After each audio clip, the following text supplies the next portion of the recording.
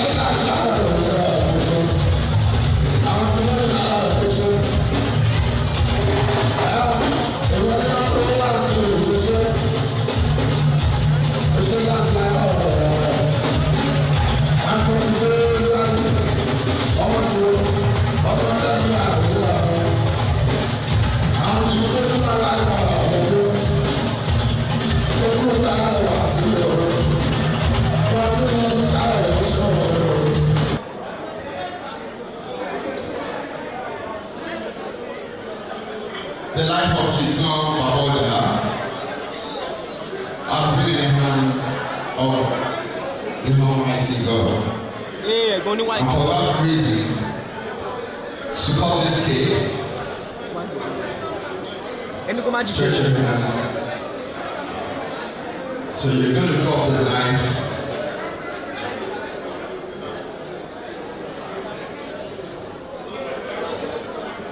After D, we're going to spell God, which is G-O-D. Alright? So after D, Jigun, family after tea.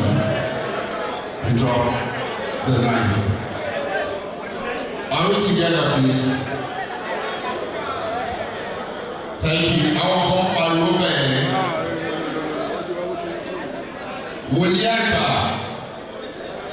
Woli Agba. Ìjọ tó lé Ọlọ́run bá tó wọlé láti wó wọlé. A lè ń tẹ̀lé ní Ọlọ́run. Má jẹ́ tó àṣírí ẹ̀ bí o. Alright, thank you very much. Ladies and gentlemen, we're going to serve God because God has been in the life of Jigun. Alright? So, please can I have a G? Change it, can I have a G? Thank you.